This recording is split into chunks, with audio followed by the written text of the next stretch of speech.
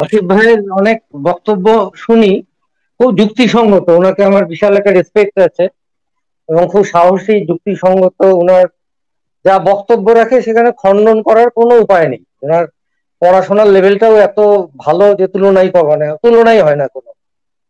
তা আমি কিন্তু কোনো রকম বিতর্কের জন্য আসিনি, মানে জাস্ট দু চারটা মানে কথার বিনিময় করতে চাইছি। আমার যেটা বক্তব্য ধরুন আর কি, মানে কোরআন পাঠ করে যেটা বলা হচ্ছে আর কি, ধরেন আইসিস জঙ্গি তৈরি হচ্ছে, তারা জঘন্য কাজ করছে। কিন্তু আবার ধরুন আপনার আমাদের যে কালাম সাহেব, উনিও কিন্তু কোরআন পাঠ করতেন।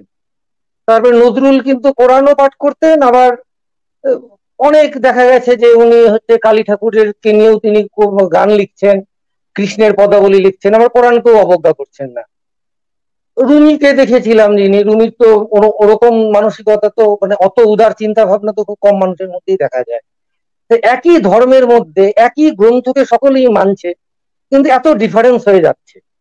তা আমার মনে হয় আর কি, নিজের যেটা আমি কোরআন কয়েকবার পড়েছিলাম এক সময়, মানে সপ্ত ভাই ভাই ভৌমিক ভাই ভৌমিক ভাই এক সেকেন্ড একটু হোল্ড অন। তাহলে তো আমাদের উচিত যে কোরআনটাকে পড়ে দেখা, নাকি কে কোরআন পড়ে ভালো মানুষ হয়ে গেছে, কে কোরআন পড়ে আমার সেকেন্ড কথাটা না বললে হবে না। আমি যেটা বলছি, এখানে একটু এখানে একটু একটু আমি একটু বলে নিই। না না, আপনার কথা আমি বুঝেছি, আপনি যেটা বলতে চাইছেন আমি একদম বুঝতে পারছি। মানে আপনি যেটা বলছেন সেটা যুক্তিসঙ্গত। আমি যেটা বলতে চাইছি, এখন 160 কোটি লোক এই ধর্ম বিশ্বাস করে। এখন দেখা গেছে যে মক্কার সময় যে সমস্ত আয়াতগুলো নাজিল হয়েছিল, তার মধ্যে তুলনামূলক উদারতাটা বেশি। মোদিরায় যখন সর্বশক্তিমান হয়ে উঠলেন, ধীরে ধীরে আক্রমণাত্মক হয়ে গেলেন। সবই ঠিক, এখানে কোনো ভুল নেই এটাতে, আমি নিজেও পড়ে দেখেছি। তা আমার কথা হচ্ছে, মানে শুধু মানে 160 কোটি মানুষকে কিন্তু আমি একদম পরিবর্তন করতে পারবো না। আমি যদি স্পেসিফিক ভালো দিক যেসব আছে কিছু কিছু, লাকুম দিনকুম ওলিয়া দিন, তোমার জন্য তোমার ধর্ম, আমার জন্য আমার ধর্ম, এগুলোকে যদি বেশি করে ফোকাস করা হয়, মানে ওই জিনিসটাকে যদি একটু কমানো যায় আর কি, তাহলে কি একটু চেঞ্জ সম্ভব? মানে আপনি বলতে চাচ্ছেন যে আমাদের মিথ্যা বলা উচিত? না না না না না, সেটা না, সেটা বলতে চাইছি না। মানে এই যে যেই আয়াতটার কথা বললেন, যেই আয়াতটা, সেই আয়াতটা তাফসীর, সেটা কোথায় নাজিল হয়েছিল, কি একটু বলে নি ভাই, একটু বলে নি। হ্যাঁ, আপনি নিশ্চয়ই জানেন, আপনি নিশ্চয়ই তাফসীরটা পড়েছেন। তারপরে দর্শকদের উদ্দেশ্যে বলে দিই যে এই আয়াতটা কখন কোথায় নাজিল হয়েছিল সেই পরিপ্রেক্ষিতটা তো আমরা জানি। এখন জেনে শুনে কি আমরা মিথ্যা কথাটা বলবো? আপনি আমাদের কাছে এইটা চাচ্ছেন জেনে শুনে? আপনার কথা একদম ঠিক, কিন্তু আমি দেখেছি কি জানেন তো, প্রত্যেক ধর্মে এমন প্রচুর জিনিস আছে যেটা গ্রহণ করতে গেলে একদম সর্বনাশ হয়ে যাবে, কিন্তু অন্য অন্য ধর্মে না কালের নিয়মে ওই ওই জিনিসগুলো কিন্তু মানুষ ভুলে গেছে। এখন ডাইনি হত্যা কিন্তু আর হয় না, কোনো কেউ করে না। ধরেন আমাদের সতীদাহ প্রথা একসময় সংস্কার হিসেবে ঢুকেছিল, কেউ করে না। মানে এখন আমাদের কি তাহলে মিথ্যা কথাটা বলতে হবে যে ডাইনি হত্যা কখনো শুনি না? না, মানে মানে ধীরে ধীরে ওই যেই জিনিসগুলো ক্ষতিকারক সেটাকে কি অবলিভিয়ানে নিয়ে যাওয়া যায় না? ধীরে ধীরে কায়দা করে সমস্ত শিক্ষিত মানুষ শুধু ফোকাস করবে ভালো দিকগুলো। এটা কিন্তু আমি মানে জাস্ট আমার মনে হয়েছে যে আচ্ছা, তাহলে আপনি হিটলার যিনি একজন গণহত্যাকারী ছিলেন, তিনি একই সাথে একজন ছিলেন ভেগান। মানে হচ্ছে তিনি কোনো পশু হত্যা করতেন না, তিনি একদম গাছ থেকে যে ফলটা পড়ে যেত সেই ফলটাকে খেতেন। তিনি এমনকি সবজি মানে গাছও কাটতেন না। তাহলে তো আমরা তো তাহলে এই জিনিসটাকে কি আমরা ফোকাস করব যে হিটলার একজন ভিগান ছিলেন? হিটলারের তো বই যে লিখেছেন লেখক হিসেবেও ভালো, মেনেন ক্যাম্প, কিছু তো গুণ তার আছে, তো সে তো মানে একজন ভয়ঙ্কর গণহত্যাকারী, মানব ইতিহাসে সবচেয়ে বড় গণহত্যাকারীদের মধ্যে একজন হিটলার। তাকে কি আমরা, সে হচ্ছে মানে মানুষে মানুষে যে ঘৃণা, মানুষে মানুষে যে বিদ্বেষ, এটার যে একটা মহা একটা বিষবৃক্ষ, এরকম একটা লক্ষ্য। ভাই একটু শেষ করে নি। স্যার একটুখানি শুনে নিন কথাটা, নইলে তো কি কথাটা বলছেন সেটা বোঝা যাচ্ছে না। হ্যাঁ, আসিফ ভাই প্লিজ। তাহলে কি আমরা এই যে হিটলারের ভালো দিকটাকে আমরা ফোকাস করে মানুষকে যে কি আমরা বলবো যে হিটলার তো ভালোই ছিল, খারাপ কি? মানে আমরা এই যে আপনি যে মানে প্রস্তাবটা করছেন, এই প্রস্তাবটা শুধু কি আবার আপনি কথাটা শুনে করলেন, আপনি একটুখানি কথাটা শুনে নিন প্লিজ প্লিজ। হ্যাঁ, আপনাকে আমি একটুখানি মিউট করলাম, সরি, এক্সট্রিমলি সরি, আমি আপনাকে একটু মিউট করলাম। আসিফ ভাই একটুখানি কথাটা শেষ করুন, তারপরে আমি আপনাকে আনমিউট করছি। আসিফ ভাই প্লিজ। মানে আমরা কি এইভাবে, মানে আমরা কখন এই কাজটা করব যে মানে কত মানুষ এই জিনিসটাকে বিশ্বাস করে তার উপরে ভিত্তি করে আমরা কি এই জিনিসটা ভালো নাকি মন্দ সেটা জাজ করব? এখন 160 কোটি বিশ্বাস করে মানুষ, তার দিয়ে ভাই আমার কি, আমি কি করব তাতে? 160 কোটি মানুষ যদি মূর্খ হয়, 160 কোটি মানুষ যদি মিথ্যা কথা বলে, তাহলে তো 160 কোটি মানুষকে আমার বলতে হবে আপনারা মিথ্যা বলছেন। এমনকি যদি 500 কোটি, এমনকি যদি পুরো পৃথিবীর সমস্ত মানুষে যদি একটা মিথ্যা কথা বলে, যদি পৃথিবীর সমস্ত মানুষ বলে যে হিটলার ভালো লোক ছিল, আমার তো সেখানেও একা দাঁড়িয়ে মেরুদণ্ড সোজা করে আমার বলতে হবে যে হিটলার ভালো মানুষ ছিল না, হিটলার ছিল একজন গণহত্যাকারী। এটা হচ্ছে সত্যের কাছে আমাদের দায়বদ্ধতা। আপনি যদি মনে করেন যে মিথ্যা বলে কোনো একটা আন্দোলন কে, কোনো একটা সামাজিক আন্দোলনকে, কোনো একটা সমাজ সংস্কার করা যাবে, তাহলে আমি আপনার সাথে একমত না। আপনি এটা করতে পারেন, আপনার আপনার অধিকার আছে, আপনি এইভাবে এই পদ্ধতিতে করতে পারেন। আপনি করলে আমি আপনারটা দেখবো যে আপনি কি করতেছেন, আমি বাধা দিব না, আমি আপনাকে গিয়ে বলবো না যে আপনি তো এইভাবে না করে এইভাবে করেন, সেটা আমি আপনাকে বলবো না, আপনি আপনার পন্থাতে করবেন। কিন্তু আমি মনে করি যে এটা হবে অসততা, এটা হচ্ছে নিজের সাথে অসততা, এটা হচ্ছে মানুষের সাথে অসততা, যে আপনি একটা মিথ্যা কথা বলছেন। আর কোরআনে যে কথাগুলো বলা আছে, কোরআন পরে রুমি মহাকবি মানবতাবাদী কবি হয়ে গেছে, তারপরে ধরেন যে অমুক ব্যক্তি অনেক ভালো মানুষ হয়ে গেছে, এই কথাগুলা হচ্ছে মানে এটা হচ্ছে যুক্তিবিদ্যা, এটাকে আমরা বলি আর্গুমেন্ট ফ্রম অথরিটি।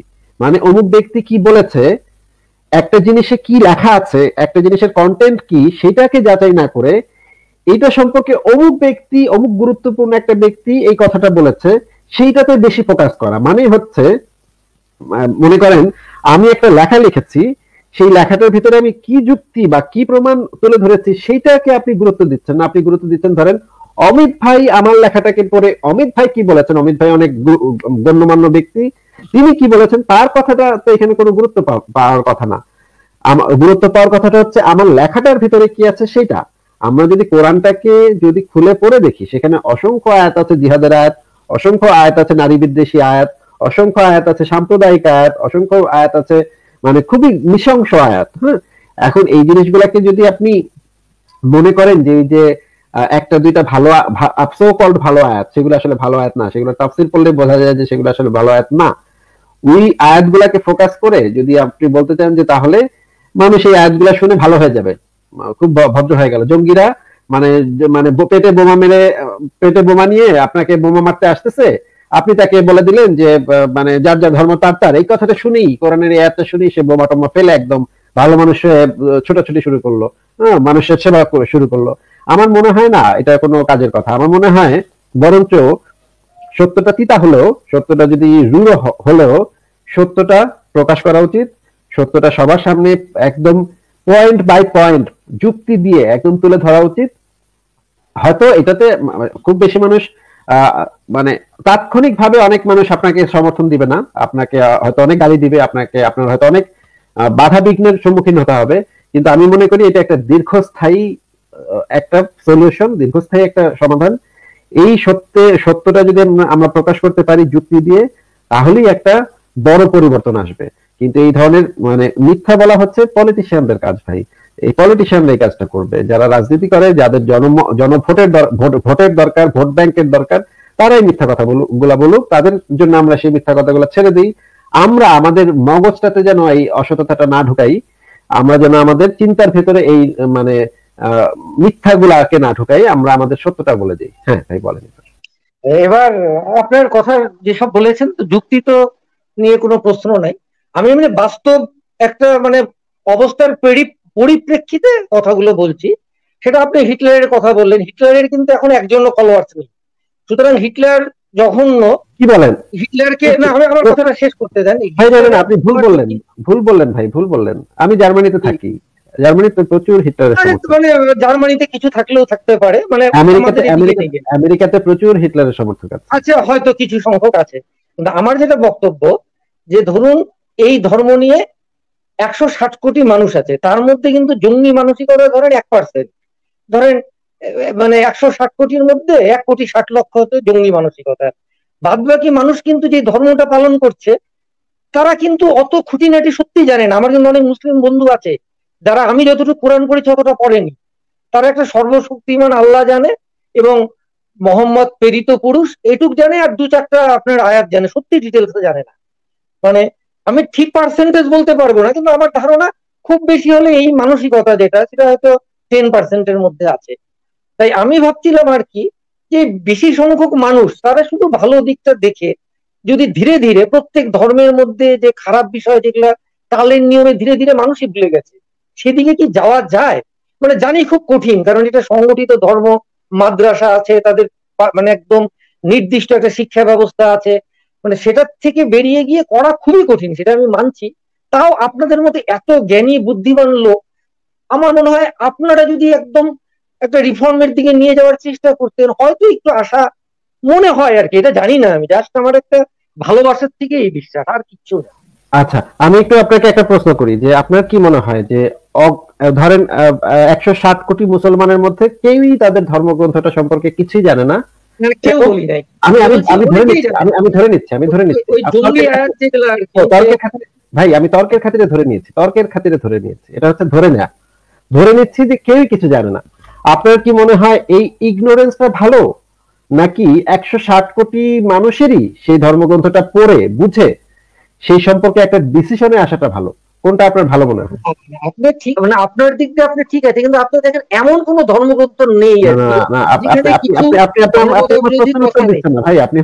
নিজের থেকেই চলে যায়। ভাই, আপনি আমার প্রশ্নের উত্তর দিচ্ছেন না। আমি যেটা বলতে চাচ্ছি, যেটা বলেছেন ঠিক, আমি যেটা বলতে চাচ্ছি যে 160 কোটি মুসলমান যদি তাদের ধর্মগ্রন্থ সম্পর্কে না জেনে থাকে, আমাদের দায়িত্ব হচ্ছে তাদেরকে সেই জিনিসটা জানিয়ে দেয়া।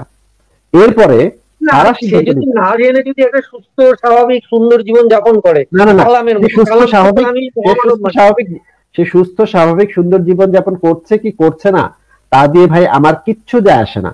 আমার যায় আসে সে যেটা পালন করছে বা যেটা বিশ্বাস করছে সেই জিনিসটা সে আসলে জানে কি জানে না, সে অন্ধভাবে কোনো কিছু বিশ্বাস করছে নাকি করছে না। আমার যায় আসে শুধুমাত্র এইটাতে, সে ভালোভাবে জীবনযাপন করছে না খারাপ ভাবে জীবনযাপন করছে, এটা একটা আপেক্ষিক ব্যাপার। আমার কাজ হচ্ছে যেটা সত্য সেটা তার সামনে তুলে ধরা, এবং তাকে সেই সিদ্ধান্তটা নিতে দেয়া যে সে যখন এই জিনিসটা জানবে, জেনে সে এই সম্পর্কে একটা স্বাধীনভাবে একটা সিদ্ধান্ত নেবে যে এই জিনিসটা ভালো নাকি খারাপ। তাকে জানানোটা, জ্ঞান দান করাটা, তাকে এই সম্পর্কে জ্ঞান দান করাটা, এটা হচ্ছে আমার দায়িত্ব বলে আমি মনে করি। সে যদি না জেনে থাকে, একজন যদি ইসলামে বিশ্বাস করে অথচ কোরআন শব্দেরই বানা জানে না বা কোরআন জীবনে পড়েও দেখে নাই, আমার দায়িত্ব হচ্ছে তাকে কোরআনটা পড়তে বলা, বারবার পড়তে বলা, বুঝে বুঝে পড়তে বলা, বাংলা ভাষায় পড়তে, মানে তার মাতৃভাষাতে পড়তে বলা। সে যে জিনিসটাকে বিশ্বাস করছে অন্তত সে যেন সেই জিনিসটাকে পড়ে একটা ডিসিশনে পৌঁছাতে পারে। আমি কখনো চাই না সে না পড়ে, একটা জিনিস না পড়ে বিশ্বাস করে, সে ভালো মানুষ হোক নাকি খারাপ মানুষ হোক তা দিয়ে ভাই আমার কিছু যায় আসে না। আমার যায় আসে সে সেই জিনিসটা সম্পর্কে জানে কিনা, সে সেই জিনিসটা আসলেই পড়েছে কিনা। আমি চাই প্রত্যেকটা মানুষ যারা যে ধর্মটা পালন করে তারা অন্তত তারা তাদের ধর্মগ্রন্থটা ভালোভাবে বুঝে মাতৃভাষাতে পড়ে দেখুক, পড়ে দেখার পরে সে সিদ্ধান্ত নেক, প্রয়োজনে আমাদের সাথে সে তর্ক করুক। আমরা এরকম একটা সমাজ চাই যে সমাজে এই ধরনের বিতর্ক হবে, তারা নিজ নিজ জিনিসগুলোকে ভালোভাবে বুঝে পড়বে, বুঝে পড়ে জ্ঞান অর্জন করবে, জ্ঞান অর্জন করে এসে আমাদের সাথে এই বিষয়ে বিতর্ক করবে। আমি এরকম একটা জ্ঞান ভিত্তিক সমাজ চাই। আমি এরকম একটা সমাজ কখনোই চাই না যে আমি আমি ভাই ইসলাম ধর্মে বিশ্বাস করি কিন্তু ভাই আমি ইসলামের সম্পর্কে কিছুই জানি না, ইসলাম শব্দের অর্থ আমি জানি না। সে সে এইরকম একটা সমাজ আমি চাই না যেখানে 160 কোটি মানুষ মূর্খতার সাগরে বসবাস করবে, মূর্খতার মধ্যে বসবাস করবে, যারা কি বিশ্বাস করে সেটাই জানে না। এইরকম একটা সমাজে আমি কখনো থাকতে চাই না। একটু আপনার কাছে আসছে অমিত ভাই। অমিত ভাই, আপনি আমাকে বলেন তো ভাই, যে এই সম্পর্কে জ্ঞান অর্জন করাটা কি সমাজের জন্য ভালো, নাকি এই বিষয়ে অজ্ঞ থাকাটা সমাজের জন্য ভালো হতে পারে? আচ্ছা ভাই, একটা কথা সবসময় দেখবেন যে যখন একটা ধরুন একটা ওষুধ, আমি ব্যাপারটা একটুখানি গুছিয়ে নিই। হ্যাঁ, ঠিক আছে। একটা দেখবেন কোনো একটা জিনিস, অনেক সময় এরকম হয় যে মানুষ নিজেরা সেলফ মেডিকেশন করে, মানে তারা নিজেরা নিজের মতো করে অনেক সময় মেডিকেশন করে।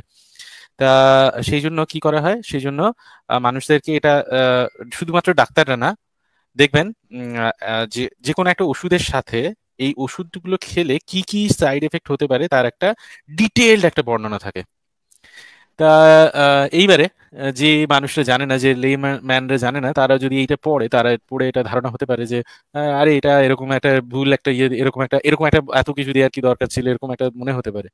কিন্তু আমরা কখনো এই ফুল ইনফরমেশন এই জিনিসটা দেওয়া থেকে বিরত হই না। মানুষ অজ্ঞ থাকার থেকে, মানুষ একটা কোনো একটা বিষয় সম্পর্কে কোনো একটা পর্দা রেখে একটা একটা হালকা হালকা পাতলা একটা ধারণা, একটা খুব ওভারঅল একটা খুব একটা কি বল সুপারফিশিয়াল একটা ধারণা রাখার থেকে একটা ডিপ ধারণা রাখাই ভালো। তার কারণটা আমি এই কারণে বলছি, বিশেষ করে এই ধর্ম এই জিনিসটা এমন একটা জিনিস, এমন একটা মাদকতা, এই জিনিসটা আমাদেরকে প্রথমত ছোটবেলা থেকে শেখানো হয়। ছোটবেলা থেকে এই জিনিসটা আমাদেরকে, এটা একটা কন্ডিশন হয়ে যায় আমরা ছোটবেলা থেকে এই ইয়ের প্রতি। আমরা তারপরে এখান থেকে আমরা যে জিনিসগুলো শিখি সেগুলো এমনই আমাদের কন্ডিশন হয়ে যায় যে এই জিনিসগুলোকে আমরা সঠিক, এই যে আমরা ছোটবেলায় যে ধারণাগুলো করে এসেছি, সেই ধারণাগুলো যে সঠিক, সেই ধারণাগুলো আমরা প্রমাণ করার চেষ্টা করি, এবং সেখান থেকে একটা অবসেশন তৈরি হয়ে যায় ধর্মের প্রতি। আর এই ধর্ম এমন একটা জিনিস, এই ধর্ম দিয়ে মানুষের ডিসক্রিমিনেট করা, মানুষকে একটা ভোট ব্যাংক বানানো খুব সহজ। এরকম ভাবে যে একটা খুব ওভারঅল সুপারফিশিয়াল জ্ঞান থাকে একটা ধর্ম সম্পর্কে, অনেক মানুষই তার নিজের বিচার বুদ্ধি নিয়ে হয়তো মনে করবে ধর্মটা খুব ভালো। এইভাবে অনেক সময় কি হয়, অনেক কিছু ইমপ্লিমেন্টেড হয়ে যায় সমাজের মধ্যে। তারপরে এরকম ভাবে মানে খুব সুপারফিশিয়াল একটা ধারণা দিয়ে ইমপ্লিমেন্ট করার পরে তারপরে তারা নিজের রূপে চলে আসে।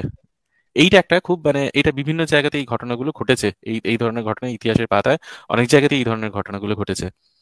এইবারে এইখানে একটা অসুবিধাটা কোথায়, কিন্তু যদি মানুষ যদি প্রথম থেকেই জানে যে না ভাই, এই ঘটনাগুলো আলটিমেটলি পরে গিয়ে এই যে ছুঁচোয় ঢুকবে এবং ফাল হয়ে বেরোবে, এই ঘটনাটা যে ঘটবে এবং এই ফালটা কিরকম ফাল, সেই ফালটা আমাদের বোঝাটা খুব জরুরি। এরকম শুধুমাত্র ছুঁচটা দিকে ওইটুকু, আরে ওইটুকু ছুঁচ, ওইটা কি আছে, ওইটা ঠিক আছে, ওইটা কোনো ব্যাপার না, সেরকম দেখানো থেকে একটা ওভার মানে একটা জাস্ট একটা সুপারফিশিয়াল একটা বার্ডস আই ভিউ দেওয়া থেকে একটা ডিপ ভিউ সেটা দেওয়াটা ভালো। কারণ তাহলে মানুষ বুঝতে পারবে যে জিনিসটা কতটা খারাপ। তার কারণ যখন ইভেন আপনি সাউথ ইন্ডিয়াতেও যখন যাবেন, তখন দেখবেন যে মিশনারিরা যখন তাদের ধর্ম প্রচার করে বিভিন্ন ইয়ের উপরে, তারা এই ধর্মের খুব যে খারাপ দিকগুলো সেগুলো বলে না, তারা খুব সুপারফিশিয়াল ভালো ভালো জিনিসগুলোকে বলতে থাকে। তারপর মানুষ যখন সেই ধর্মে যখন দীক্ষিত হয়ে যায়, তখন দেখে আর এই জিনিসগুলো তো খুবই খারাপ, তখন তারা বিতশ্রুত হয়। তখন আর তারা আর কোনো দিকেই যেতে পারে না, তারা না পারে যে নিজেদের কমিউনিটিতে ফিরতে, না পারে ওই কমিউনিটিতে ভালো করে থাকতে, কোনো কিছুই হয় না। আলটিমেটলি তারা খুবই একটা ফলস পজিশনে পড়ে যায়। আসিফ ভাই, আবার আমি বলতে পারি দু চারটা কথা? হ্যাঁ হ্যাঁ বলেন। আমাকে অ্যালাউ করা হবে? আচ্ছা, হ্যাঁ স্যার। স্যার তার আগে একটা প্রথম, কথা জিজ্ঞেস করি, স্যার তার আগে একটা হ্যাঁ কথা জিজ্ঞেস করি, বলেন। আপনি কি এই সপ্তাশ্ব ভূমি কবি? অল্প স্বল্প কবিতা লিখি। আচ্ছা আচ্ছা, ঠিক আছে, আচ্ছা আমি তাহলে ঠিকই ধরেছি। আচ্ছা, আমি দু চারটা কথা বলছি আর কি। সেটা হচ্ছে গিয়ে মানে ব্যক্তিগত স্তরে কিন্তু আমি বিশ্বাস করি যে জন্মগত কোনো ধর্ম থাকা উচিত না।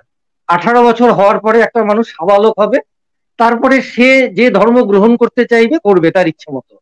আর বিভিন্ন মানে দু চারটা ধর্ম পড়ে তুলনামূলক ভাবে আমার দেখেছিলাম বৌদ্ধ ধর্মের মধ্যেই লোক মানে অলৌকিকতা তুলনামূলক ভাবে অনেক কম। তার শিষ্যরা যদিও পরবর্তীকালে বুদ্ধের বাণী সেভাবে মানেনি, অলৌকিকত্ব আরোপ করেছে তার মধ্যে, কিন্তু তুলনামূলক দেখেছিলাম তিনি পরকাল ঠরকাল নিয়ে সেরকম কোনো কথা বলেননি, মানসিক শুদ্ধির কথাই বলেছিলেন। ওই আওনারো কতং পাপং আওনাসং বিশুদ্ধতি, আওনারো অকতং পাপং আওনাসং ক্লিশ্যতি, শুদ্ধি অশুদ্ধি পচ্যন্তং নাঞ্চ বেগ অঞ্চ অঞ্চ বিশোদয়। যে পাপ বলেও কিছু নেই, পুণ্য বলেও কিছু নেই। তুমি যদি ভালো কাজ করো তুমি নিজের বিবেকের থেকে শান্তি পাবে, খারাপ কাজ করলে বিবেক তোমাকে কষ্ট প্রদান করবে। তো এই যে ধারণাটা, আমি মনের থেকে এটাই বিশ্বাস করি, তার বাইরে আলাদা করে ধর্ম বিশ্বাস করি না। এবং মনে করি প্রত্যেকটা অ্যাডাল্ট মানুষ তার নিজের ধর্ম বেছে নিবে, কি নাস্তিক হতে পারে। নাস্তিক হলে একটা বিশাল মনের জোর লাগে, সেটা খুব কম লোক পারে। নাস্তিক মানে বিশাল মনের জোর, যুক্তিবাদ, প্রতিভা সবকিছু একসঙ্গে লাগে। কোনো নির্ভরশীলতা নাই জীবনের, এত অনিশ্চয়তার মধ্যে সে শুধু নিজের আত্মবিশ্বাসকে সঙ্গী করে এগিয়ে যাবে, সেরকম মানুষ কিন্তু সমাজে চাইলেও আমরা খুব বেশি পাবো না প্রকৃতির নিয়মে। অতখানি শক্তিধর মানুষ কোথায় যে নিজস্ব আত্মবিশ্বাসকে আর নিজের বিবেককে সঙ্গী করে এগিয়ে যাবে? এই অনিশ্চয়তার জগতে হাজার অসুখ হাজার অ্যাক্সিডেন্ট, সেরকম লোক পাওয়া কিন্তু খুব কঠিন। এটা আমার বাস্তব বুদ্ধিতে মনে হয়েছে। আর দ্বিতীয়ত যেটা হচ্ছে গিয়ে, যে সময় মোহাম্মদ সেখানে ধর্ম প্রচার করেছিলেন, সেই সময়টাতে কিন্তু তার আগের যে একেশ্বরবাদ প্রচার করতে গিয়ে কিন্তু একজন খুন হয়ে গেছিলেন। সেই যুগে কিন্তু ছিল একজন ধর্মের লোক আরেকজনকে খুন করবে, আরেকজন মানে বাঁচার কারণে কিন্তু অনেক সময় ধর্ম খুব আক্রমণাত্মক হয়ে যায়, যে আমি যদি আক্রমণাত্মক না হই তাহলে আমি শেষ হয়ে যাব, এরকম একটা কন্ডিশন থেকেও কিন্তু মানুষ ভয়ঙ্কর হয়ে ওঠে।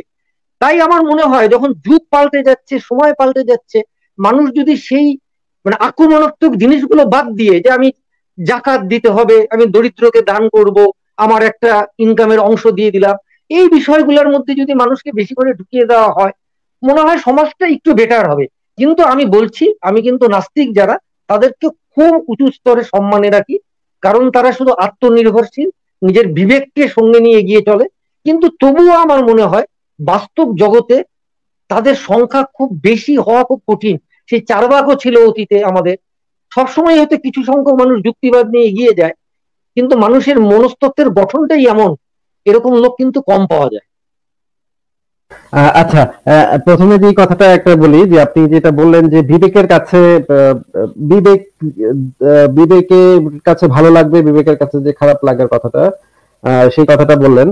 আপনাকে আমি একটা তাহলে প্রশ্ন করি যে মনে করেন যেই জঙ্গিটা ধরেন 100 জন মানুষকে হত্যা করেছে, আপনার কি মনে হয় যে সে এই কাজটা খারাপ কাজ বুঝে এই খারাপ কাজটা করেছে, নাকি তার কাছে মনে হয়েছে এই কাজটা খুবই ভালো একটা কাজ, এই কাজটা খুবই উত্তম একটা কাজ, এই কাজটা হচ্ছে ঈশ্বরের সেবা, এবং এই কাজটা করলে ঈশ্বর আমাকে পুরস্কার দিবে, আল্লাহ আমাকে জান্নাতে পাঠাবে এবং আমাকে অনেক হুর করে দিবে, এই কারণে করেছে? আপনার কাছে কি মনে হয়, সে কি এই কাজটা খারাপ মনে করে করেছে, মানে সে কি এটার জন্য অপরাধ বোধে ভুগবে, নাকি সে আনন্দে ভুগবে যে আমি 100 জন কাফেরকে হত্যা করতে পেরেছি, এখন তো আমার জন্য জান্নাতে একটা মদের সমুদ্র এবং মানে সুন্দরী সুন্দরী হুর আমার জন্য বসে আছে, আমি মাত্র জান্নাতে যাব আর শুরু করে দিব, কাজ শুরু করে দিব?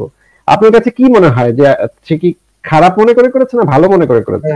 আপনার কথা একদম অকাট্য, কিন্তু আমি বলছি যেটা, সে কিন্তু 1400 বা 1500 বছর আগের তখনকার পরিস্থিতি, এ ওকে আক্রমণ করছে, এ একে খুন করছে, বেঁচে থাকতে গেলে পরেই এই খুনাখুনি চলছে, এই পরিস্থিতিকে যদি এই যুগে সে গ্রহণ করে, সেটা তো বাস্তবসম্মত নয়। আমার মনে হয় ওই যে শিক্ষাটা, ওটাকে বন্ধ কি করা যায় না? কিন্তু বাস্তবসম্মত নয় বলছেন আপনি, কিন্তু এরকম তো অসংখ্য ছাত্রছাত্রী মাদ্রাসাতে পড়ালেখা করছে এবং তারা যে জিনিসটা শিখছে তাদের ধর্মগ্রন্থ থেকে, যে ছোটবেলা থেকে, তাদের কিন্তু আসলে সেরকম কোনো দোষ নাই।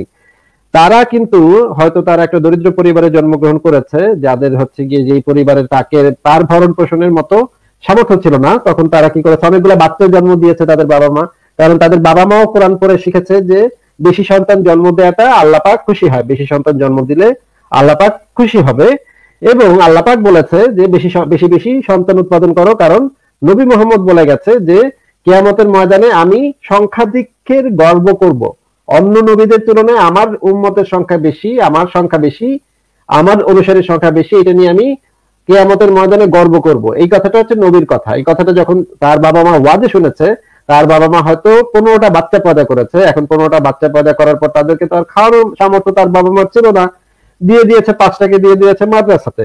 সেই মাদ্রাসাতে তাদেরকে মেরে পিটিয়ে তক্তা বানিয়ে মানে টর্চার করে বেঁধে রেখে, শিকল দিয়ে বেঁধে রেখে, ধর্ষণ করে তাদেরকে তাদের মাথার মগজের ভেতরে যে জিনিসগুলো ঢুকিয়ে দেওয়া হয়েছে, তাদের মগজের ভেতরে ঢুকিয়ে দেওয়া হয়েছে যে এই কোরআন হাদিসে যা লেখা আছে তা হচ্ছে সত্য, তাই হচ্ছে সবচেয়ে নৈতিক, এইগুলোই হচ্ছে মোরালিটির একমাত্র স্ট্যান্ডার্ড, এবং এইগুলোই হচ্ছে সবচেয়ে ভালো কাজ। তখন তারা যদি কাফের হত্যাকে বা হিন্দুদের উপরে অত্যাচারকে বা ইহুদিদেরকে ঘৃণা করাকে তারা যদি মনে করে এইটাই হচ্ছে নৈতিক কাজ, ইহুদিদেরকে হত্যা করতে হবে, হত্যা করতে পারলেই আমি জান্নাতে যাব, তাহলে আপনি কি এই কাজটার জন্য, তো এই ছেলেটাকে তো আসলে আমরা দোষ দিতে পারছি না, কারণ সে একটা পরিস্থিতির চাপে এই কাজটা করেছে। তখন তো আমাদের বুঝতে হবে যে এই মতাদর্শটাই তো একটা বড় গন্ডগোলের ব্যাপার, এই মতাদর্শটাই তো যে জিনিসটা প্রচারিত হচ্ছে, সেই মতাদর্শের ভিতরেই গন্ডগোল আছে, এবং এই মতাদর্শকে যদি আমরা আক্রমণ না করে, মতাদর্শকে যদি আমরা ধরা ছোঁয়ার বাইরে রেখে, স্পর্শ না করে, যদি আমরা সারাদিন সারা বছর এই যে মানে বিষ বৃক্ষের গোড়ায় যদি আমরা আঘাত না করে, আমরা যদি ডালপালার সাথে সারা বছর ধরে যুদ্ধ করি, এই বিষ বৃক্ষ থেকে তো নতুন নতুন ডালপালা গজাবে, এবং সেই ডালপালা আমরা কখনোই কেটে শেষ করতে পারবো না। আমাদের তো আগে যে কাজটা করতে হবে, যে কোনো একটা রোগ হলেও মানুষ যেই ডাক্তাররা যে কাজটা করে, সবচেয়ে আগে দেখে,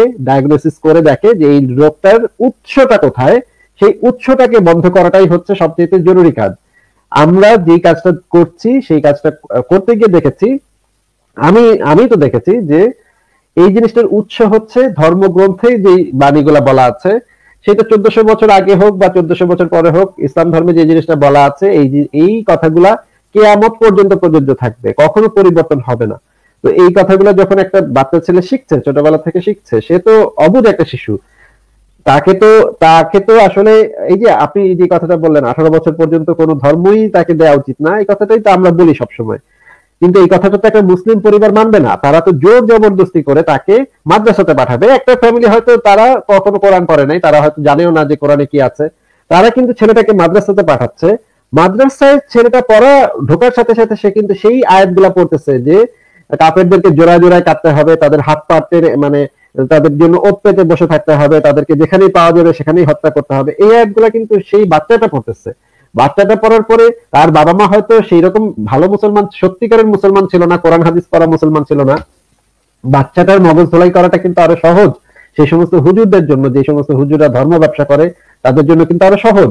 এখন এই বাচ্চাগুলাকে, তাহলে তো আপনি যদি বলেন যে আহ মানে আমরা ধর্মের ভালো ভালো কথাগুলো বলবো, সবার যার যার ধর্ম তার তার, এই বাচ্চাটাকে তো আমি কখনো শেখাতে পারবো না যে যার যার ধর্ম তার তার, কারণ সে ছোটবেলা থেকে বিল্ড আপ হয়েছে এই জিনিস পড়ে পড়ে, এই জিনিস মুখস্থ করে করে, এই হাদিস গুলা মুখস্থ করে করে, এই কোরআনের আয়াত গুলা মুখস্থ করে করে, তাকে তো বোঝানো খুবই একটা ডিফিকাল্ট কাজ হয়ে যাবে আমাদের জন্য। আমরা যতই বলি না কেন যে ধর্ম হচ্ছে যার যার ব্যক্তিগত বিষয়, ধর্ম সবাইকে ভালোবাসার কথা বলে, এ তো আসলেই কোরআন করে আসছে। একে যতই আপনি মানে ভালো ভালো সুন্দর সুন্দর গোল গোল কথা বলেন না কেন, তা সে তো সরাসরি দেখে আসছে কোরআনের ভিতরে কি লেখা। আমরা যদি তাকে অমুক তমুক ব্যাখ্যা, মিথ্যা মিথ্যি কিছু কথা বলে দিই, বুঝাই দিই, মানে আমরা যদি মনে করি যে তাকে আমরা একটু পাগল বুঝাই দিব, তাকে বুঝুন ভাজুন বুঝাই দিব যে কোরআনে অনেক ভালো কথা আছে, সে তো ঠিকই জানে যে কোরআনের ভিতরে কি আছে, সে তো অনেক বছর ধরে এটা পড়ে আসছে।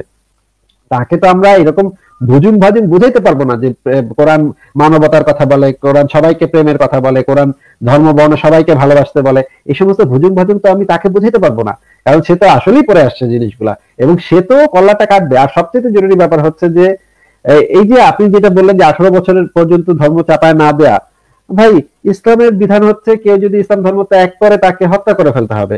এটা বেদেও আছে, এটা বেদের ভিতরে আছে, বেদ যারা অস্বীকার করবে তাদেরকে মেরে ফেলতে হবে, ছিঁড়ে ফেলতে হবে, আগুন দিয়ে জ্বালায় দিতে হবে, এটা ঈশ্বরের ভিতরে আছে, অনেক জায়গাতেই আছে, হিন্দু ধর্মের ভিতরে আছে, খ্রিস্টান ধর্ম, ইনফ্যাক্ট খ্রিস্টান ধর্মের মধ্যে আছে, কিন্তু তাদের কোনোটাই রাষ্ট্রীয় আইনের ভিতরে নাই। খ্রিস্টানদের কোন দেশে রাষ্ট্রীয় আইনের ভিতরে এই জিনিসটা নাই, হিন্দুদের কোন রাষ্ট্রীয় আইনের ভিতরে এই জিনিসটা নেই, একমাত্র ইসলামের ভিতরে এটা রাষ্ট্রীয় আইনের ভিতরে ইনক্লুডেড। সৌদি আরবে যদি আপনি ইসলাম ত্যাগ করেন আপনাকে জবাই করা হবে, ইরানে যদি আপনি ইসলাম ত্যাগ করেন আপনাকে জবাই করা হবে, প্রত্যেকটা শরীয়ত যে সমস্ত দেশে প্রতিষ্ঠিত সেই সমস্ত দেশে ইয়া করা হবে। সবচেয়ে যে প্রবলেমেটিক যে জিনিসটা আপনি বললেন যে একটু আগে বলেন যে 160 কোটি মুসলমান তারা তো কোরআনই পড়ে নাই। কয়েকটা স্ট্যাটিস্টিক্স পিউ রিসার্চ সেন্টারের কয়েকটা স্ট্যাটিস্টিক্স আমার কাছে আছে, সেখানে দেখা যাচ্ছে, অমিত ভাই এটা আপনিও শোনেন, যে সেখানে দেখা যাচ্ছে যে বাংলাদেশের 86% মানুষ চায় শরিয়া আইন, তারা শরিয়া আইনকে সমর্থন করে এবং তারা চায় আল্লাহর আইন প্রতিষ্ঠা হোক। পাকিস্তানের সম্ভবত 88 বা 80 কত জানো 84 বা কত পার্সেন্ট মানুষ চায় শরিয়া আইন। ভারতেরও মুসলমানদের মধ্যে একটা বড় অংশ চায় শরিয়া আইন। তো আমি নিশ্চিত যে বাংলাদেশের 86% মানুষ শরিয়া আইন কি সেই জিনিসটা জানেই না, আমি এটা নিশ্চিত। এই বিষয়ে আমি আপনার সাথে একমত যে তারা জানেই না শরিয়া আইন কি, কিন্তু তারা না জেনে যখন একটা ডিসিশন মেক করে ফেলতেছে যে আল্লাহর আইনটা আমরা আমাদের দেশে চাই, শরীয়তি আইন আমরা আমাদের দেশে চাই, অথচ তারা জানেই না সেই আইনগুলোর ভিতরে কি কি ধারা আছে সেই জিনিসটা তারা জানেই না। এটা তো আমার কাছে মনে হয় সবচেয়ে বিপজ্জনক জিনিস, যে তারা একটা আইন সম্পর্কে জানে না অথচ মতামত দিয়ে ফেলতেছে যে এই আইনটা তারা বাংলাদেশে ইমপ্লিমেন্ট করতে চায়। অমিত ভাই আপনি কি কিছু বলবেন? আসিফ ভাই এটা তো আপনি এটা আর কিছু যুক্ত করার নেই আসিফ ভাই এই বিষয়ে। হ্যাঁ, আমি একটা কথা বলছি তাহলে, আপনার যেটা জনসংখ্যার কথা বললেন সেটা যেমন সত্যি, আবার আমরা অফিসে স্কুলে যারা চাকরিজীবী আমাদের বন্ধুরা আর কি, সেখানে কিন্তু জনসংখ্যার নিয়ন্ত্রণ নিতে চায়। তা আমার মনে হয় শিক্ষা বিস্তারের সাথে সাথে এটা কিন্তু কমাটাই মনে হয় মানে স্বাভাবিক বোধ হয়। আমার মনে হয় অশিক্ষা এবং দারিদ্র্য এই দুটাই কিন্তু আপনার বংশবৃদ্ধির মূল কারণ হয়। যেমন কেরলেও কিন্তু মুসলিম প্রচুর আছে আমাদের, কিন্তু কেরল কিন্তু ভারতবর্ষের মধ্যে সবচেয়ে শিক্ষিত স্টেট। কেরলে কিন্তু মুসলিমদের মধ্যে কিন্তু অত বংশবৃদ্ধি নেই। আমার মনে হয় শিক্ষা, কর্মসংস্থান এটা বাড়লে অটোমেটিক হয়তো জন্মের যে মানে বৃদ্ধিটা সেটা কমে আসে, যেটা আমার একটা ধারণা আর কি। এই সম্পর্কে আপনার কি মতবাদ? আমার মনে হয় যে অটোমেটিক কিছুই হয় না, কারো না কারো সেই জিনিসটা নিয়ে কাজ করতে হয়, কিছু মানুষের সেই জিনিসটা নিয়ে কাজ করতে হয়, চেষ্টা করতে হয়। আমি নিশ্চিত যে কেরালার কথা যে আপনি বলছেন সেখানে মুসলিম কমিউনিটির মধ্যে কিছু কিছু লোক, কিছু কিছু প্রগতিশীল ব্যক্তি এটা নিয়ে প্রচুর পরিমাণে কাজ করেছেন, প্রচুর পরিমাণে পরিশ্রম করেছেন, জনসাধারণকে বুঝিয়েছেন, ধরে ধরে বুঝিয়েছেন, এবং সেটার ফলাফল হিসেবে কেরালায় যে জিনিসটা আপনি এখন পজিটিভ একটা সাইন দেখতে পাচ্ছেন, সেটা কিছু মানুষের পরিশ্রমের ফলে হয়েছে। আমি মনে করি না সময়ের সাথে সাথে সমস্ত কিছু চেঞ্জ হয়ে যাবে, আস্তে আস্তে সমস্ত কিছু ভালো হয়ে যাবে, এটা আমি কখনোই মনে করি না। আমি মনে করি কিছু মানুষের দায়িত্ব নিয়ে কিছু কাজ করতে হয়, কিছু সত্য প্রকাশ করতে হয়, কিছু সংস্কারের চেষ্টা করতে হয়, তখন জিনিসগুলো পরিবর্তন হয়। ঠিক আছে, অনেক ধন্যবাদ, আপনার খুব যুক্তিপূর্ণ। আমি আপনার সাথে আজকে মানে কথা বলতে পারলাম, খুব ভালো লাগছে। আর আপনার সাহস, আপনার জ্ঞান বুদ্ধিকে আমি যথেষ্ট রেসপেক্ট করি। মানে আমার মনে হয়েছিল কি, মানে ভালো লাগে না, বুঝলেন তো, এই যে দাঙ্গা হাঙ্গামা, মানে ধর্মে ধর্মে গন্ডগোল কষ্ট দেয় প্রচন্ড। কত রোগ, মানুষের অ্যাক্সিডেন্ট, ব্যাধি, কত কিছু মানুষকে মেরে দিচ্ছে। আর ধর্ম নিয়ে বিবাদ করে মৃত্যুটাকে আমার মনে হয় পৃথিবীর নিকৃষ্টতম জিনিস। মানে আমাদের রোগ আছে, ভাইরাস আছে, ব্যাকটেরিয়া আছে, অ্যাক্সিডেন্ট আছে, কত ঝামেলা আছে, কত দিক থেকে মৃত্যু আসছে, কত দিক থেকে দুর্যোগ নেমে আসছে, প্রাকৃতিক দুর্যোগ আছে। কিন্তু এটা একদম যেন নিজের তৈরি করা। তাই মনে হয় সব ধর্মের মধ্যে একটা ভালো রিলেশন থাকলে, একটা ভালোবাসা থাকলে, প্রেম থাকলে, মানুষ যদি মানবিকতাটাকে গুরুত্ব দিত, মনে হয় সমাজটা একটু ভালো হতো। অনেক দুঃখ নিয়ে আপনার সাথে কথাগুলো বললাম আর কি। মানে আপনার অ্যাঙ্গেলে আপনি ভাবলেন, আমি আমার মতো ভাবলাম। মানে অনেক ধন্যবাদ আপনাকে। হ্যাঁ ভাই, আপনাকে অনেক ধন্যবাদ। আমারও খুবই ভালো লাগলো আপনার সাথে কথা বলে, আপনার মানে আইডিয়া গুলা জেনে। আপনিও যদি আপনার মতো করে চেষ্টা করেন, আমিও সেটার সাথে আছি, আপনার পক্ষে আছি। কিন্তু আমার একটা স্টাইল থাকবে, আপনার আরেকটা স্টাইল থাকবে। আপনি একভাবে কাজ করবেন, একভাবে চিন্তা করবেন, আমি আরেকভাবে কাজ করবো, আমার স্টাইলটা আবার অন্যরকম থাকবে। এটাই হচ্ছে বৈচিত্র্য। আমার মনে মনে হয় এই ধরনের বৈচিত্র্যময় কাজগুলা যদি যে যার জায়গা থেকে আমরা করি, তাহলে মনে হয় আমার যে একটা পরিবর্তন আসা অবশ্যই সম্ভব, অবশ্যই আসবে।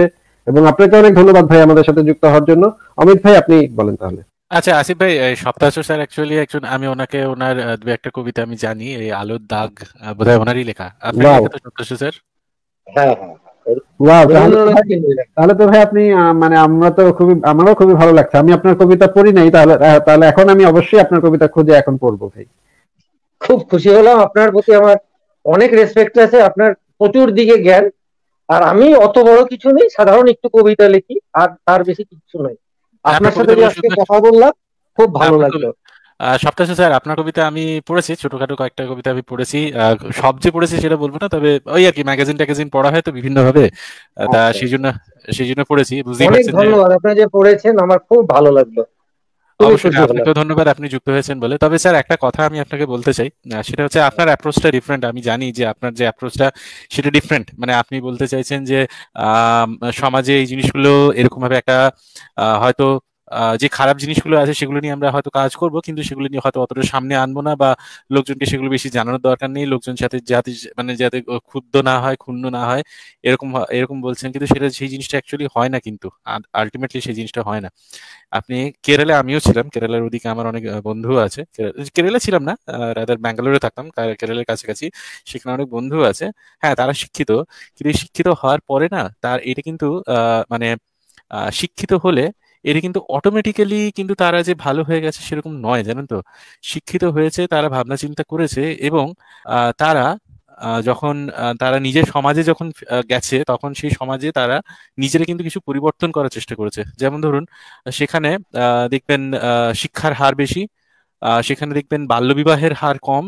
এই জিনিসগুলো দেখবেন, তার কারণ সেগুলো তারা নিজেরা সেগুলোকে প্রিভেন্ট করার চেষ্টা করেছে। যারা এই যে যে সমস্ত মুসলিমদের কথা বলছেন, তারা সেখানে গিয়ে তারা নিজেরা সেগুলোকে প্রিভেন্ট করার চেষ্টা করেছে, কারণ তারা জানে যে ধর্ম জিনিসটা কি করে এবং এই জিনিসটা কি করে, সেই জিনিসটা তারা প্রিভেন্ট করার চেষ্টা করেছে।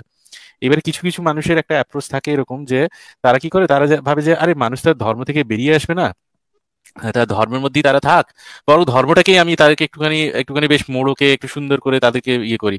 তাদেরকে বলি এই কোনো একটা জায়গা থেকে একটু খুঁজে এনে তাদেরকে বলি এই দেখো বাল্য বিবাহ করাটা খুব খারাপ জিনিস, এই দেখো এখানে একটা ইয়ে পাওয়া গেছে, একটা বিবাহযোগ্য কথাটা পাওয়া গেছে, সেই বিবাহযোগ্য ব্যাপারটা বের করে আনি, এরকম একটা কথা। হিন্দু ধর্মেও সেরকম অনেক কিছু আছে, কোথাও একটা নিয়ে এসে বললো যে এই দেখো এখানে হয়তো এইখানে ইয়ে করছে না, এখানে বিবাহ বিবাহ করছে না, এই জিনিসগুলো করছে না। কিন্তু সেটাতে একটা সমস্যা কি হয় জানেন তো, মানুষজন এই যে একটা ভুল ধারণা নিয়ে তারা আবার ওই ধর্মটাকে আরো আঁকড়ে ধরে। সলিউশনটা কিন্তু আমাদের সমাজে সলিউশনটা কিন্তু এই ধর্মটাকে আঁকড়ে ধরে থাকা নয়। সলিউশনটা হচ্ছে এই ধর্মটাকে ছেড়ে একটা শিক্ষার আলো দেখা। আপনি আপনি কবিতা টবিতা লেখেন, আপনি পড়েন, আপনি অনেক পড়াশোনা করেন, আমি জানি আপনার কবিতা আমি পড়েছি, সেটা দেখেই বোঝা যায়। আপনি অনেক সাহিত্য চর্চা করেন, সেটা দেখেই বোঝা যায়। যে কটা কবিতা আপনার পড়েছি তার সেটা থেকেই বোঝা যায় যে আপনি সাহিত্য চর্চা করেন। দেখবেন সাহিত্য চর্চা যারা করে তারাও সেখানেও দেখবেন যে আপনি যদি পুরো ধরুন এই যে প্রথম আলো এই সমস্ত বইগুলো যদি সেই সময়, 13 পার্বণ এই সমস্ত বইগুলো যদি পড়েন, তখন দেখবেন যে সমাজটা যে প্রোগ্রেস হচ্ছে, পশ্চিমবঙ্গ বাঙালিরা যে যে এরকম যে একটা তাদের যে একটা ক্রেডিবিলিটি, সেই ক্রেডিবিলিটি কিন্তু তারা যখন ধর্ম থেকে সরে আসছে, ধর্ম থেকে ছেড়ে বেরিয়ে আসছে, ধর্মের এগেনস্টে যখন কথা বলতে আরম্ভ করছে, যখন তারা শিক্ষায় পাশ্চাত্য শিক্ষায় শিক্ষিত হচ্ছে, যখন তারা রেশনালি চিন্তা করতে শিখছে, তখনই কিন্তু হয়েছে। এরকম নয় যে যে সমাজটা ধর্ম নিয়ে পড়ে আছে, যে সমাজটা ওই মোড়কের মধ্যেও ধর্ম নিয়ে যারা পড়ে আছে, তাদের কিন্তু খুব একটা উন্নতি হয়নি। তো এই জন্য আমি এই জিনিসটা মনে করি না স্যার যে I definitely beg two differ যে একটা সমাজ তারা ধর্ম থেকে ছেড়ে আসবে না এই জিনিসটা ভেবে তাদেরকে আমি একটা ধর্মের একটা বেশ একটা সুন্দর একটা মোড়কে আমি সেটা প্রেজেন্ট করলাম, করে বললাম দেখো তোমার ধর্মটা কিন্তু এরকম নয়, তোমার ধর্মটা এরকম, তুমি এই জিনিসটা ধর্ম ধর্ম যদি মানতেই হয় তো এই জিনিসটাই মানো।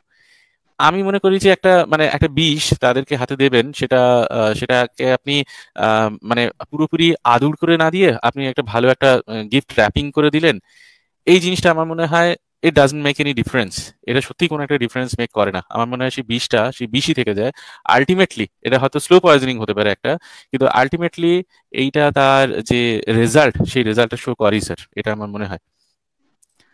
না, আপনি বলেছেন ঠিকই, তবে দেখবেন বাংলাদেশে বা অনেক জায়গায় কিন্তু একটা গল্প প্রচলিত আছে যে ইহুদি বুড়ি কাঁটা বিছিয়ে রাখতো, তার অসুস্থতার সময় নবী চলে গেলেন ওখানে। এটা কিন্তু আদতে কোরআন হাদিসে আমি কোথাও খুঁজে পাইনি, আমি যতদূর পড়েছি। কিন্তু আমার হ্যাঁ, মনে হয়েছে এই গল্পটা কিন্তু অনেককে মানে একটা ভালো দিকে মন, যে যে না স্যার, শত্রুতা করছে তাকেও ভালোবাসা। এইখানে একটা জিনিস ভুল হয় জানেন তো, এইটা মনে হয় যে হ্যাঁ এই গল্পটা খুব সুন্দর একটা গল্প, ইট ডেফিনেটলি ভেরি নাইস, খুবই সুন্দর। আমি কিন্তু এইবারে পাইনি এটা কোরআনে হ্যাঁ বা একটু হাদিসে পাননি তো, কোথাও এর উল্লেখ এটা পাইনি। আসিফ ভাই এই কথাটা কিন্তু এই যে বলেন যে গল্পটা এরকম। চলছে, লোক মুখে হ্যাঁ, অনেকে জানে যে এটাই, তা ওটা ভেবে কেউ হ্যাঁ যদি আপনার পয়েন্ট আমি মানবিকভাবে বুঝতে, উন্নত হয়। আপনার পয়েন্ট আমি ধরতে পেরেছি স্যার, আপনার পয়েন্ট আমি ধরতে পেরেছি। কিন্তু এটাতে একটা অসুবিধা কি হয় জানেন তো, এই যে একটা ধারণা হয়ে গেল ছোটবেলা থেকে, যে আচ্ছা আমার নবী তাহলে এতটা মানবিক, এতটা ভালো মানুষ। হ্যাঁ, হ্যাঁ। তারপরে যখনই কোনো একটা খারাপ জিনিসও পাবে, যখন ধরুন হচ্ছে বাল্যবিবাহ বা এই ধরনের যখনই কোনো একটা খারাপ জিনিস পাবে, তখনই সে কি করবে, তার যে ওই যে ছোটবেলা থেকে ধারণাটা আছে যে একটা একটা এত ভালো মানুষ একটা ছিল, এত মানে সুন্দর একটা মানুষ ছিল, এত মানবিক একজন মানুষ ছিল, সে তখন না ওই যে খারাপ জিনিসগুলো পাবে সেগুলোকে মানে সেটা সে র্যাশনালাইজ করার চেষ্টা করবে। সে তখন মানে খোঁজার চেষ্টা করবে যে আর কিভাবে এটাকে আমি ভালো করতে পারি, ভালো প্রমাণ করতে পারি, বিভিন্ন জায়গা থেকে কুযুক্তি খুঁজে এনে বিভিন্ন ইয়ে করে সেই জিনিসগুলোকে, খারাপ জিনিসগুলোকেও সে ভালো প্রমাণ করার চেষ্টা করবে। সে আর কিছুতেই বুঝতে চাইবে না যে না এই জিনিসটা সত্যি এটা একটা মানে এটা যে সত্যি একটা খারাপ, সেই জিনিসটা সে কিছুতেই আর বুঝতে চাইবে না। এইটা একটা মেন্টাল ব্লকিং তৈরি হয়ে যায়। এই মেন্টাল ব্লকিংটা কিন্তু খুবই একটা মানে জঘন্যতম একটা মেন্টাল ব্লকিং। এই জন্য দেখবেন আপনি যে রামায়ণ মহাভারত যে দেখেছেন, ইয়েতে এই রামানন্দ সাগরের রামায়ণ দেখেছেন, তারপর রামানন্দ সাগরের রামায়ণ, হ্যাঁ, আর বি আর চোপড়ার মহাভারত এগুলো দেখেছেন, এইটাও না একটা মোড়কে দেখানো হয়েছে। ধর্মকে আমরা যেরকম দেখতে চাই সেরকম মোড়কে দেখানো হয়েছে। আপনি যদি অরিজিনালি সংস্কৃততে যদি আপনি পড়েন, দেখবেন বহু জায়গাতে হেভেন অ্যান্ড হেল ডিফারেন্স আছে সেখানে। যে যে আপনার কাছে যে পিকচারটা আছে, হয়তো কৃষ্ণ সম্পর্কে যে পিকচারটা আছে, যদি অরিজিনালি পড়েন দেখবেন যে না সে সে তো এরকম বা এরকম বিহেভ করছে না, সে তো এরকম কাজটা করছে না। আমি জানি আপনি দেখুন, আপনি একটা একটা খুব সহজ একটা উদাহরণ দিই।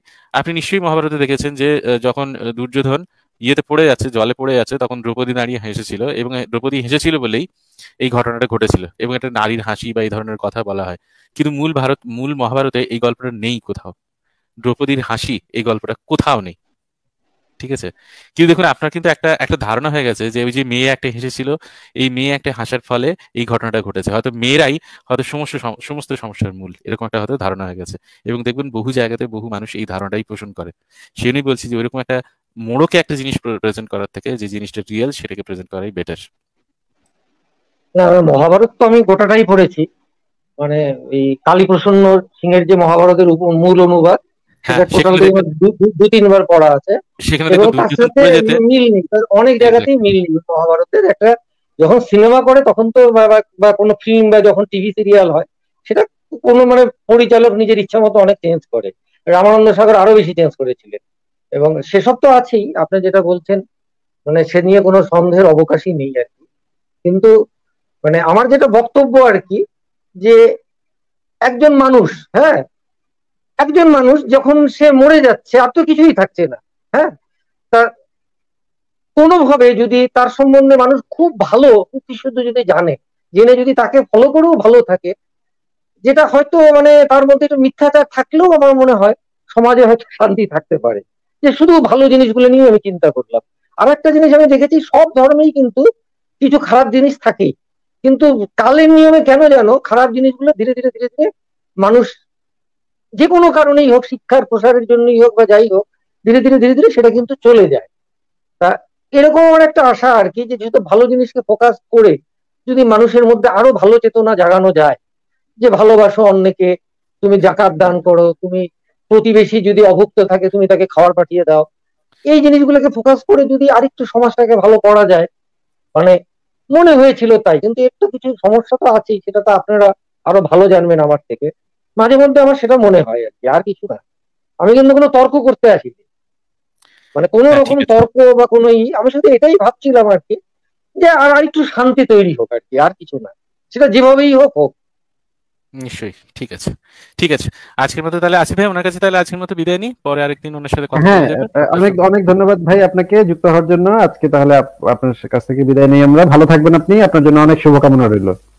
আপনাদের অসংখ্য জন্য ধন্যবাদ। অনেক অনেক শুভকামনা থাকলো, ভালো থাকবেন, সাবধানে থাকবেন, বিশেষ করে এই করোনার আবহাওয়াতে। আচ্ছা, ঠিক আছে।